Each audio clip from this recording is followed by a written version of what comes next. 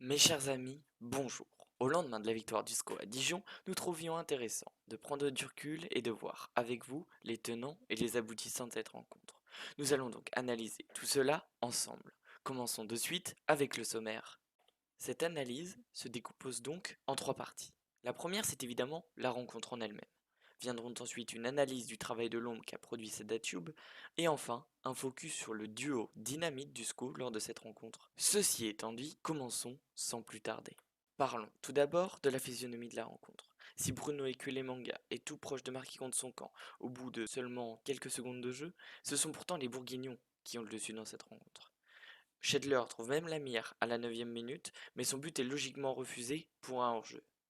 Il trouvera la mire une seconde fois en tout début de seconde période et son but sera une nouvelle fois refusé pour hors-jeu. Après un premier quart d'heure poussif, les hommes de Stéphane Moulin prennent petit à petit le début dans cette rencontre et multiplient les occasions, passant notamment sur le côté gauche de Souleymane Doumbia. Mais Angers continue de pousser et va être récompensé quelques instants plus tard. Sur une combinaison lors d'un corner, Fulgini qui centre pour la tête de Tube bute sur le gardien, mais le ballon revient dans les pieds d'Ismaël Traoré qui ajuste froidement ce dernier et donne ainsi l'avantage à son équipe. Angers se fait beaucoup plus pressant dans cette deuxième partie de première mi-temps et continue de pousser grâce au travail fourni par ses joueurs de couloir et notamment Sada Thioub. La transition est toute faite, nous allons enfin pouvoir nous pencher sur le travail de l'ombre de Sada Thioub. Pour illustrer cette partie, nous allons utiliser l'analyse imagée de Julien Maumont, le monsieur tactique de Téléfoot. Alors, comme vous le voyez à l'écran, Abdoulaye Bamba n'est pas correctement cadré par le pressing dijonnais. Sada Thioub le voit et vient à sa hauteur pour demander le ballon. Ngonda, le latéral dijonnais qui couvre Sada Thioub, est aspiré et monte au pressing.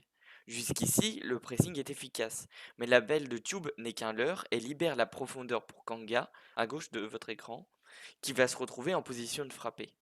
Autre situation, ici le SCO se retrouve en position de 4-4-2 avec Tube et Kanga placés plus haut.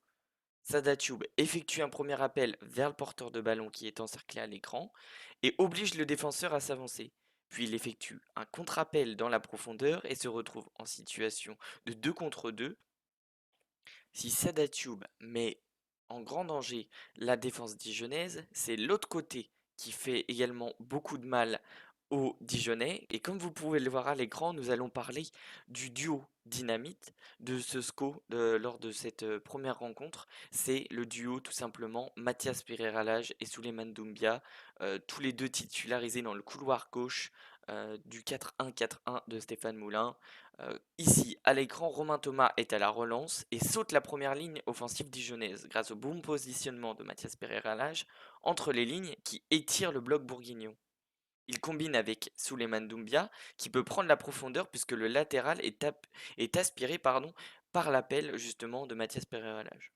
C'est l'utilisation multiple de ces combinaisons et appels qui va faire beaucoup de mal aux Dijonnais et provoquer un déséquilibre systématique dans leur défense sur la grande majorité des actions offensives angevines. Pour conclure ce premier épisode de l'analyse de cette victoire du SCO, nous allons pouvoir évoquer l'apport du banc, puisque dans cette seconde période, Angers a été plus mis à mal par les Bourguignons qui ont mis plus d'intensité et sont mieux rentrés dans cette seconde période.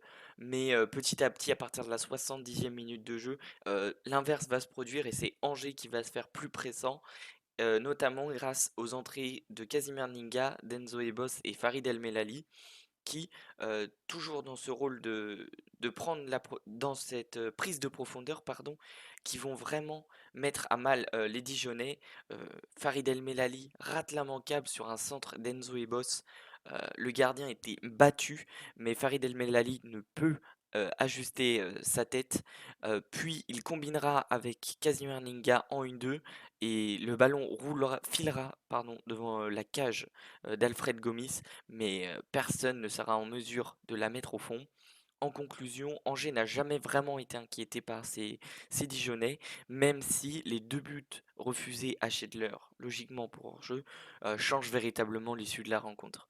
Angers a maîtrisé son sujet, toujours dans son 4-1-4-1, dans son système de jeu favori, pardon, et entame plutôt bien sa saison.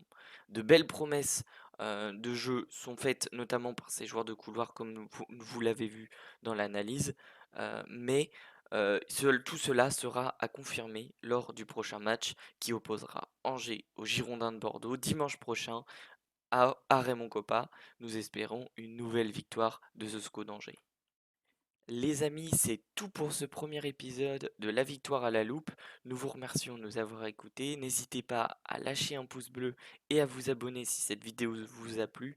Nous essaierons de vous en proposer un maximum lors des victoires du SCO. Nous vous souhaitons une agréable semaine et allez le SCO!